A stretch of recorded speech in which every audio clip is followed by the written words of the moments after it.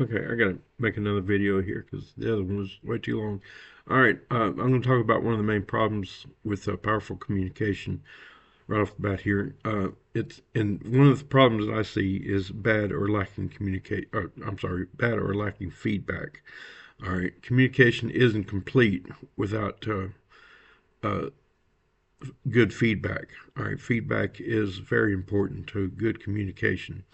Uh, it's only complete when it is received, understood, and spoke back to appropriately. That response, which is the feedback, is what confirms whether or not the verbal exchange it truly worked. All right.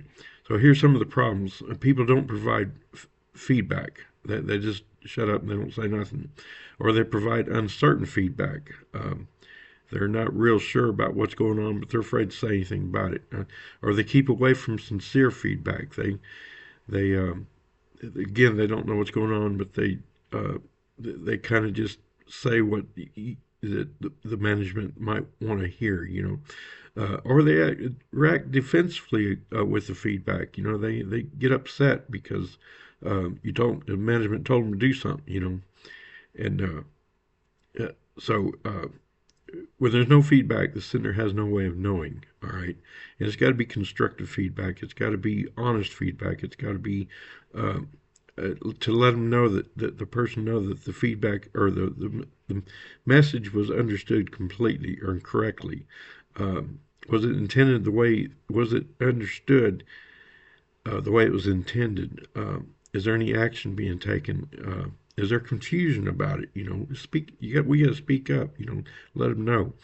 Um, the sender has got to allow feedback. All right, that's very important.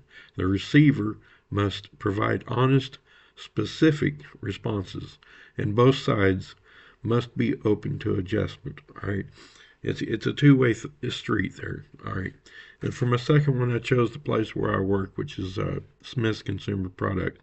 Used to be called Tanner's. One of the things that I've noticed about uh, the miscommunications, misunderstandings within the production department where I work, there's a lot of it.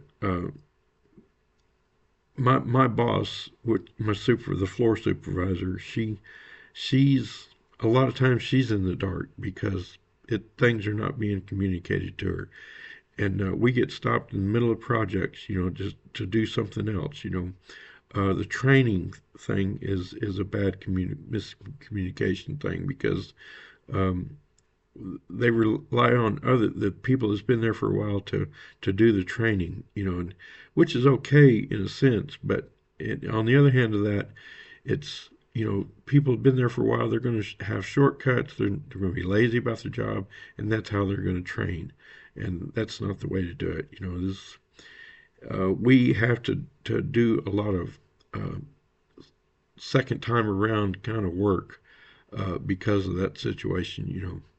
And training has got to improve. Communication has got to improve. One thing they are starting to do, which I am glad to see, is they're in the mornings they're starting to. My boss is starting to come out and kind of tell us what we're going to be doing for the day. A lot of times it's stopped and we got to end up doing something else, but still, at least we know what foot we're starting out on. So that's a good start in the right direction. So maybe we do have some new management, upper management, starting this year, um, and so from what we had last year, so it's maybe just a matter of time before things really get back on their feet. It never was real good communication in that place. I've been there almost 2 years, and I've noticed that. Uh, but hopefully, with time, it will improve. Thank you.